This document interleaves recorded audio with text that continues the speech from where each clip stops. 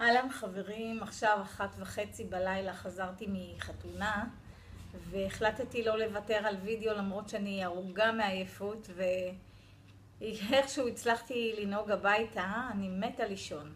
אבל 1.5 דקות של תובנה מטורפת אני ממש רוצה לחלוק איתכם פה.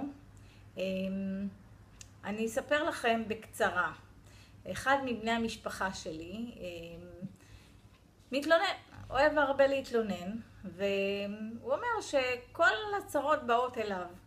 לדוגמה, היום היינו בחתונה, כולם הצטלמו על מגנטים, הוא לא הצטלם. הוא רצה לצאת לתצפית באסטרונומיה מחר בערב, התצפית בוטלה, ועוד כל מיני שרשרת של אירועים שמראים שהעולם גרוע ואין תקווה. והוא שאל אותי איך זה ייתכן שאני מצליחה למשוך לחיים שלי דברים טובים.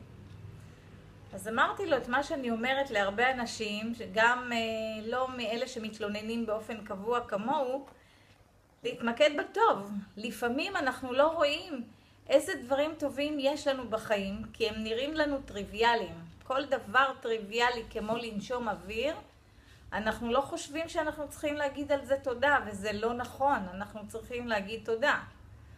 אז הוא שואל אותי, נו, אז מה? עכשיו אני אגיד תודה שאני נושם, תודה שאני דורך על כדור הארץ. אז לא כל שנייה, אבל כן, להגיד תודה. להגיד תודה שיש לנו עיניים ושאנחנו מסוגלים לראות, כי יש כאלה שלא.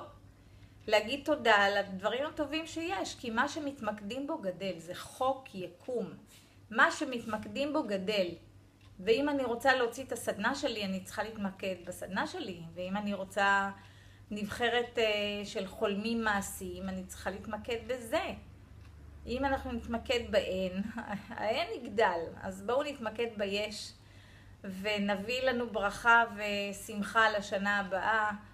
ולילה טוב, ועד לוידאו הבא. זה היה וידאו מספר 25. לילה טוב, ביי ביי.